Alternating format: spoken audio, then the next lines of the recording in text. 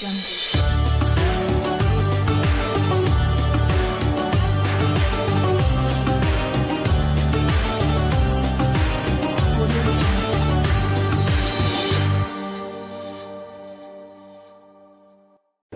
Assalamualaikum warahmatullahi wabarakatuh.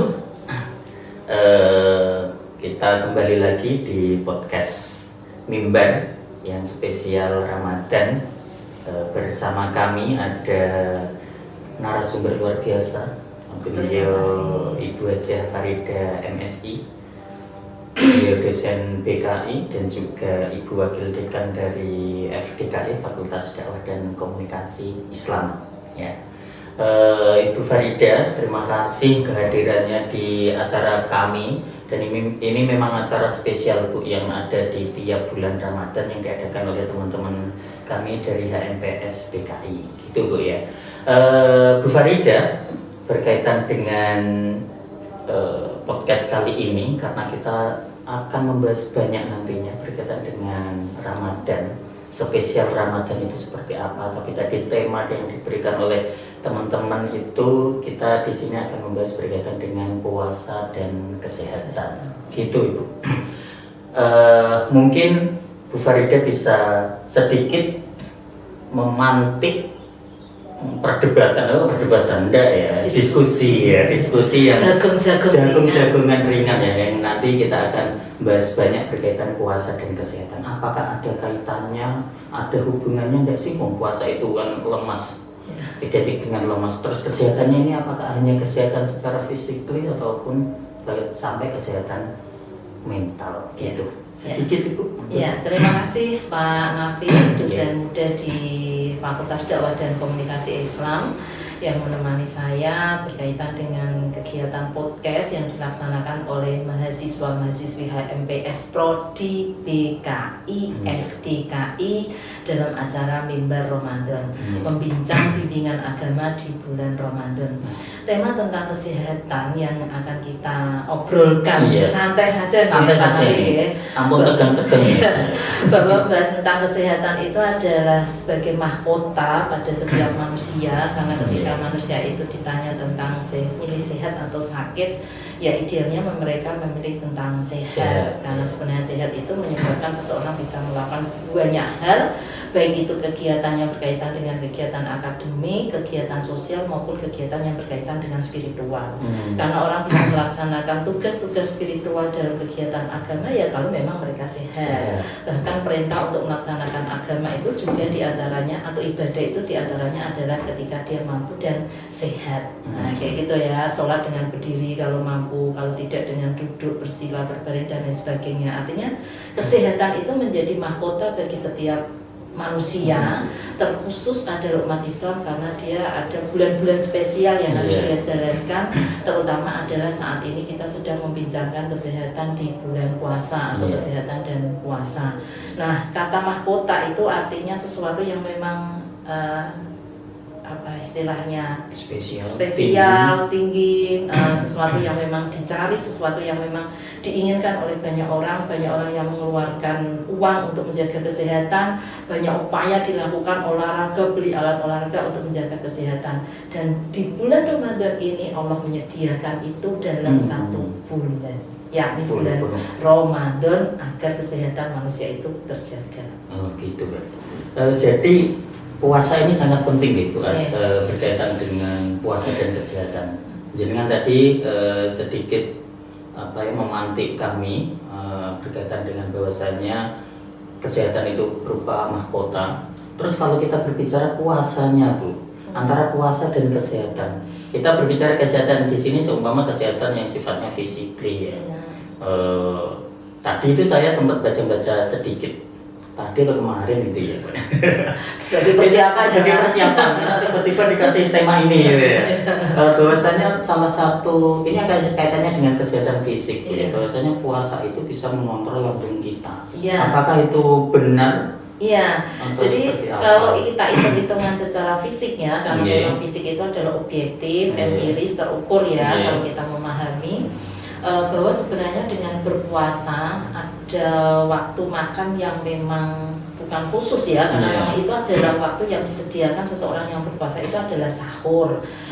Di jam 3 lah kira-kira orang sahur, meskipun maksimal adalah jam 4.15 ya. Nah, saat ini adalah 4.15 kan kayak gitu ya. Jadi mulai jam 3 atau sampai jam 4.15 ada jeda waktu pencernaan kita mengolah makanan yang mohon maaf, ketika sahur itu kan katanya stok untuk siang, stok untuk sore kan kayak gitu ya. Jadi makan satu piring untuk siang, satu piring ya.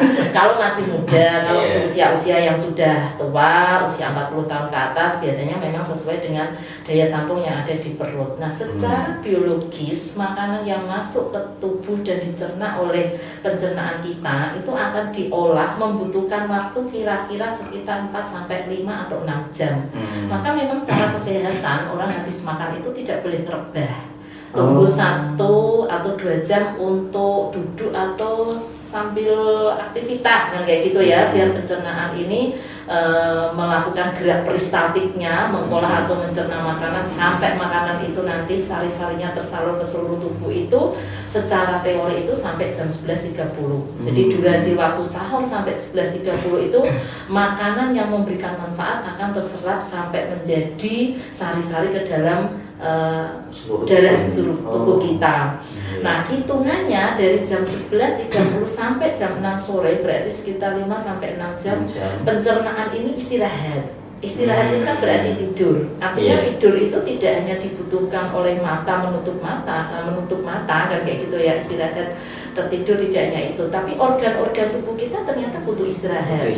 Nah, dengan istirahat seperti itu berarti mengembalikan energi pencernaan untuk mengolah lagi nanti di jam 6 saat kita berbuka. Yang pastinya juga mohon maaf mengembalikan semuanya makanan yang sudah disiapkan, es cola, es buah, semuanya masuk kan kayak gitu ya, sampai nanti jam 6 sekitar tengah malam lah, sekitar jam 11 atau jam berapa itu makanan diolah dan nanti menjadi sari-sari dan masuk ke seluruh tubuh atau menjadi mengaliri seluruh darah kita. Terus dari itu nanti jam 3 ada jeda istirahat. Intinya adalah kalau kita membahas kesehatan di bulan Ramadan, ternyata secara fisik itu memberikan kesempatan organ pencernaan kita untuk istirahat. Dengan istirahat berarti organ pencernaan itu tidak mengalami kelelahan. Beda di luar bulan Ramadan atau 11 bulan dalam 1 tahun. Tiap jam makan, tiap jam sarapan pagi, habis itu nanti makanan ringan, habis itu makanan agak berat, jam 12 makanan berat. Sehingga usus ini atau pencernaan ini hampir tidak pernah istirahat. Itu yang menyebabkan pencernaan juga bisa capek. Cuma cara mengeluhnya hanya mungkin perutnya itu rasa pegal, rasa tidak enak, rasa tidak nyaman, sehingga ketika ada makanan yang masuk mungkin ditolak sampai muntah. Tapi di bulan puasa ini meskipun kita sadar bahwa kita juga tidak boleh berlebih-lebihan Pak Nafi, kalau kita bulan puasa mau sahur mau buka kan kayak gitu ya, tidak boleh berlebihan, secukupnya di perut kan kayak gitu ya, karena kita juga punya daya tampung kan kayak gitu ya, perut kita punya kebiasaan untuk menampung makanan itu, sehingga jelas secara empiris bahwa puasa memberikan dampak kesehatan secara fisik karena mengistirahatkan organ pencernaan kita. Nah, ternyata kalau kita membahas secara fisik itu ternyata tidak hanya fisik saja, tapi karena mau didasari dengan keimanan, itu masuk juga rukun Islam, bahwa apapun yang diperintahkan oleh Allah itu memberikan dampak positif, dampak baik pada manusia. Apa yang dilarang Allah itu adalah memberikan dampak negatif. Nah, seperti puasa ini kan rukun Islam, berarti kan memang diperintahkan, wajib dan memberikan dampak minimal adalah dampak fisik, positif secara kesehatan. Oke, terima kasih Ibu, ini sangat detail sekali ya, berkaitan dengan bagaimana puasa itu mengistirahatkan lambung kita, mengistirahatkan pencernaan kita. Seumpama waktu sampai di berbuka puasa, ini teman-teman yang menyaksikan podcast ini ya, jangan sampai dipaksa juga semuanya masuk, minimal ya dibagi sepertiga dalam perut ini makanan, sepertiga minuman, sepertiga nafas gitu. Biar tidak semuanya 50% makan, 40% udah padat maksudnya iya, cairan iya, akhirnya seperti itu. perut ini menjadi tidak sehat. Tidak sehat. Nah, itu salah satu berkah Ramadan. Mengapa Ramadan, puasa di bulan Ramadan ini ada kaitannya juga dengan kesehatan. Ya, saya tambahkan ya Iya. Pak Nafi ya, kaitannya dengan Iya. kesehatan fisik. Ternyata tidak ada alasan ketika Iya. kita berpuasa itu tidak melakukan aktivitas kan kayak Iya, gitu iya. ya, aktivitasnya normal karena apa? Tubuh ini malah menjadi ringan sebenarnya. Terus pikiran kita, nah ini sudah mulai masuk psikis, bahwa pikiran iya. kita itu tidak kepikiran habis jam pertama jam 9 atau setengah 10 beli jajan apa ya, makan di mana. Iya, iya. Nah, tapi kalau di bulan Ramadan habis kuliah jam pertama ya syukur-syukur kita memanfaatkan deres, tadarus kan kayak gitu ya. Kalau yang di kampus timur kan kayak gitu ya, bisa itikaf kan seperti itu. Tidak pikiran itu selalu makan karena memang manusia tidak hanya kebutuhan biologis, ada kebutuhan psikologis, mungkin memanfaatkan waktu-waktu senggang itu dengan aktivitas-aktivitas yang tidak hanya menyenangkan tapi ada unsur pahala di situ. Nah, maka tidak ada alasan setelah sahur itu tidur, tapi nunggu sebentar dan memang sudah disetting oleh Allah sedemikian rupa untuk kebaikan kesehatan manusia yang sebagai mahkota. Taruhlah ketika puasa itu sahur itu berhenti di jam 4.15. Jam 4.20 kan subuh. Berarti minimal 10 menit lah kita itu duduk. Kan gitu. Masa 10 menit kita tiduran terus nanti bangun sholat subuh atau bahkan malah subuhnya kawanan. Padahal subuhnya kan sholat wajib kan kayak gitu ya. Jadi nggak boleh. Maka minimal 10 menit pencernaan ini dikasih kesempatan untuk mengolah. Syukur-syukur habis subuh itu nanti tadarusan mungkin di mushola di masjid minimal sampai 5:30. Kan berarti ada aktivitas. Istirahat sejenak nanti 7:30 atau jam 8 mulai kerja atau mungkin belajar bagi mahasiswa-mahasiswi semuanya. Kalau mengikuti jam seperti itu, maka metabolisme tubuh ini akan begitu sehat, normal, bahkan teratur kan kayak gitu ya. Duhur dan lain sebagainya, sampai Allah juga menyediakan untuk kita beraktivitas setelah kita berbuka, yakni dengan mungkin ada yang sholat maghrib dulu, alhamdulillah. Kalau enggak ya berbuka dulu terus sholat maghrib, kan ada gerak namanya. Setelah itu nunggu isya, bahkan setelah isya ada tawaran untuk melaksanakan tarawih. Meskipun tarawih tidak harus habis sholat isya, tapi tradisi yang ada di masyarakat kita untuk menyemarakkan tempat-tempat peribadatan adalah habis sholat isya terus tarawih bersama. Nah, mau jumlahnya berapa tidak usah menjadi perdebatan. Yang penting adalah Allah sudah menyediakan sedemikian rupa agar mahkota kesehatan itu tetap melekat pada manusia. Itu ya, jadi maka kita harus berbahagia menjadi umat Islam. Allah sudah men-setting ya. Men-setting luar biasa. Kita mau males-males ternyata dipanggil sama tetangga, teman, saudara, bahkan bestinya. Ayo sholat tarawih bersama. Nah, itu kan menunjukkan bahwa setting yang dibuat sedemikian oleh Allah ternyata juga culture ataupun kebiasaan yang ada di masyarakat yang menyebabkan kita akhirnya ya awalnya mungkin males-males berangkat kan kayak gitu, tahu-tahu di mushola ternyata suasananya kondusif untuk giat melaksanakan sholat taraweh. Bahkan nanti sampai berpeluh-peluh, berkeringat, habis itu mungkin membincangkan apa istilahnya banyak hal darusan kayak gitu ya. Mungkin sampai jam 9 mushola atau masjid itu masih sepi, baru sepi ya kayak gitu ya. Artinya sejak jam 5 sore ngabuburitnya itu ngaji kayak gitu ya. Nah makanya Ramadan itu sebenarnya membentuk manusia itu sehat biologis, psikis, sosial maupun spiritual dalam satu bulan itu yang ditampung sedemikian rupa maksimal dan digunakan untuk 11 bulan berikutnya. Mungkin di bulan kedua nanti Idul Fitri mulai agak sakit-sakit karena memang semua makanan masuk enak-enak, ada sirup, es, lontong opor kayak gitu ya. Masuk semuanya, terus nanti Idul Adha, Idul Hijjah dan lain sebagainya. Tapi di satu bulan yang kita derajat kesehatan itu sudah maksimal, bisa mumpuni untuk 11 bulan berikutnya. Nah, kalau kita mengakui kebesaran Allah, ternyata visi kita sudah siapkan sedemikian rupa, disetting seperti itu sehingga tidak ada alasan orang puasa kok lemah, malas, sakit, tidak ada. Ini silakan untuk mahasiswanya. Jadi kuliah jam pertama ya tetap masuk, meskipun di bulan puasa. Kuliah jam keempat ya tetap masuk. Betul, juga ada energi. Nah, kuliah jam keempat ya tetap rawan itu. Iya, jam pertama itu rawan ngantuk, jam keempat rawan lemes kan kayak gitu ya. Padahal energi itu akan tetap terjaga. Karena apa? Orang akan bahagia nanti maghrib itu saya mau makan semua yang sudah disediakan. Meskipun kenyataannya baru nyicipi sudah kenyang, tapi manusia kan hedon ya. Kesenangan itu dipupuk kulkas, tidak hanya makanan itu habis, kulkas saja penuh untuk 1 bulan. Nah ini kadang-kadang perlu dilatih bahwa sebenarnya kesehatan secara sosial juga butuh dilatih di bulan puasa ini. Daripada makanan disimpan di kulkas ternyata kadaluarsa, ya kita melatih kesehatan sosial, melihat tetangga kita, berbagi makanan. Kan memang ada anjuran di dalam agama kita kalau masak buatlah kuahnya yang lebih banyak untuk dibagi minimal lah ke 4 tetangga kita. Nah, depan, belakang, kanan dan kiri. Ternyata kesehatan tidak hanya kesehatan fisik, kesehatan sosial. Nggak tahu ya Pak Nafi ya, kadang-kadang itu bulan Ramadan katanya itu sembako semuanya naik, kayak gitu ya.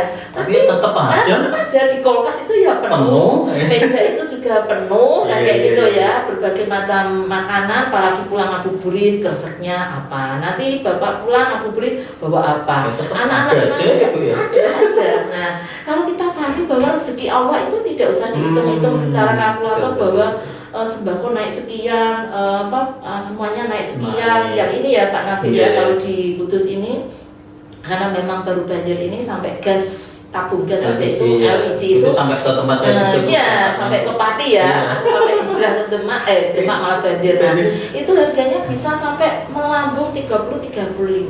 Tapi ternyata setiap berbuka masyarakat masih bisa makan. Setiap sahur tetap saja. Bahkan pilihannya banyak. Itulah yang dimaksud dengan rezeki yang Allah berikan itu memang yaitu tadi banyak cara. Ternyata di masjid atau bahkan di jalan itu banyak orang yang berebut untuk bagi takjil. Nah gitu. Jadi kesehatan sosial ternyata juga terjaga di bulan Ramadan ini untuk berderma, untuk berbagi. Bahkan kadang dikasih sudah punya, enggak apa-apa saya ini kan bagi. Kalau nggak habis ini nanti ya nggak bisa di rumah. Sampai memaksa.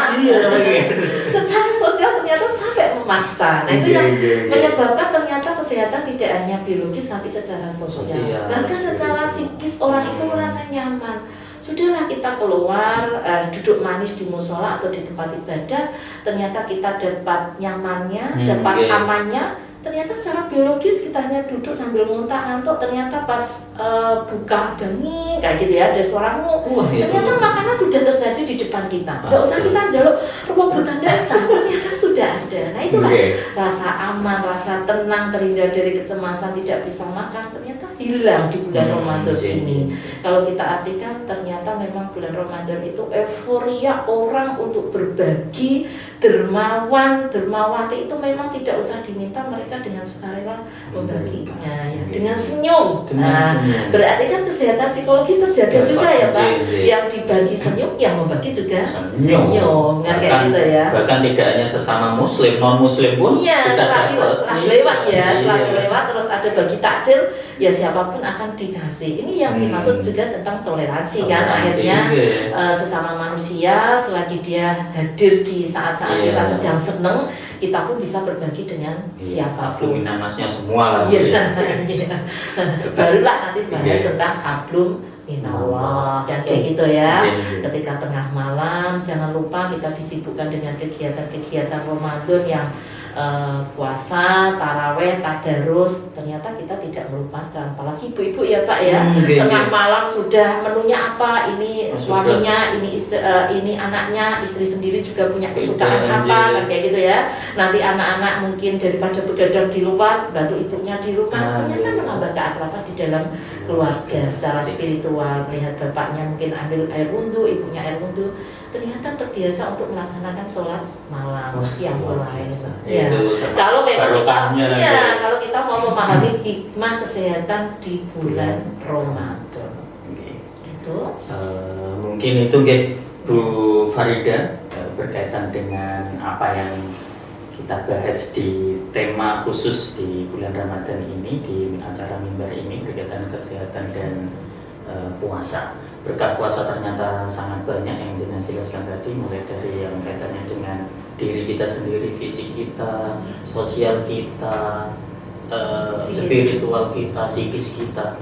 Bahkan saya setuju dengan pendapat Ibu dan saya kutip juga dari pendapatnya Gus Ba itu bagaimana cara kita menghormati makanan. itu adalah ketika kita lapar.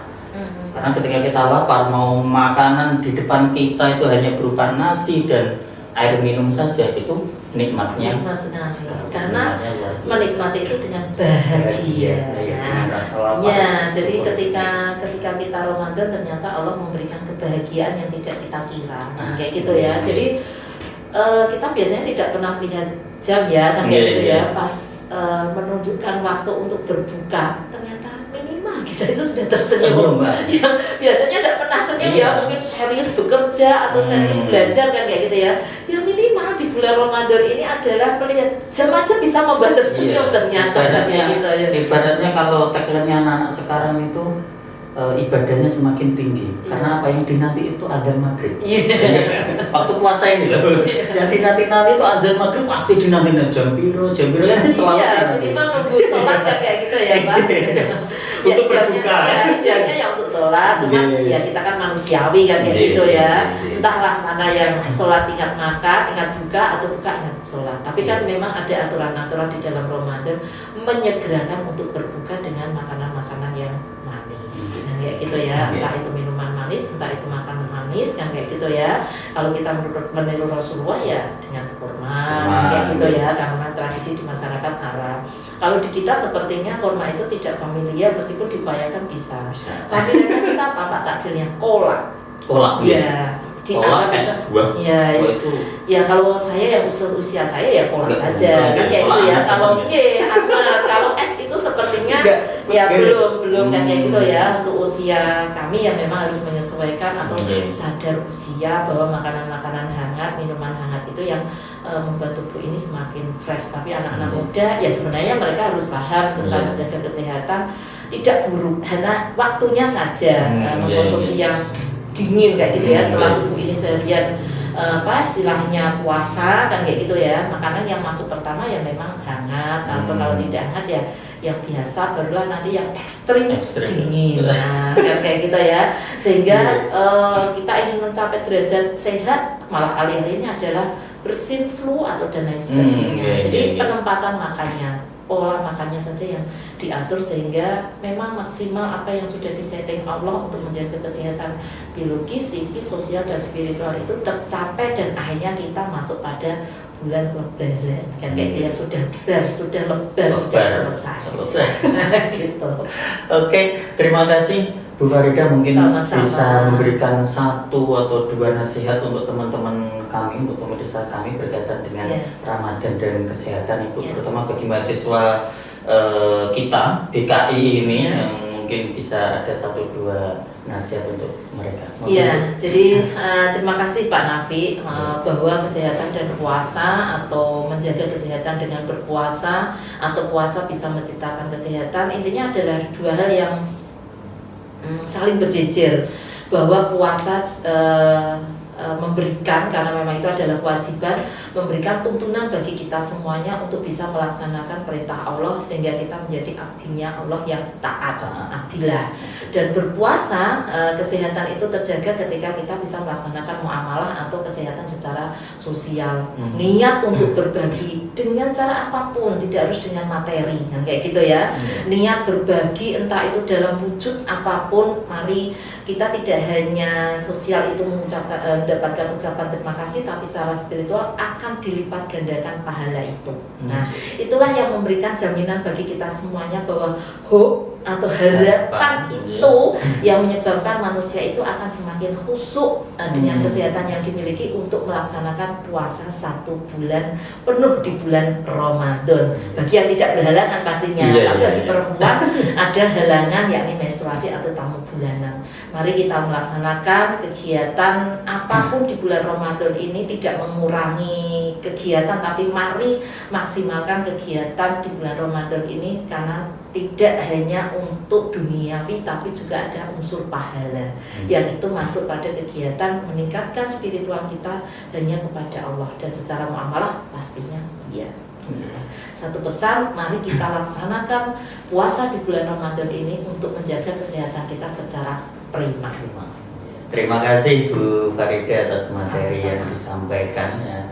Bincangan kita yang sangat luar biasa, dan teman-teman hadirin Mimbar Ramadan. Silakan nanti bisa dilihat podcast ini di YouTube HMPS PKI IAIN Kudus. Mohon maaf Bu kalau banyak salahnya dari saya, kurangnya dari saya, dan terima kasih sudah ditemani Pak Nafi atas kehadirannya yang sangat luar biasa membersamai kami semua. Itu mungkin dari kami, saya dan Bu Farida mengucapkan mohon maaf yang sebesar-besarnya. Saya akhiri. Allahumma fiqil aqwami thoriq. Assalamualaikum warahmatullahi wabarakatuh. Waalaikumsalam warahmatullahi wabarakatuh.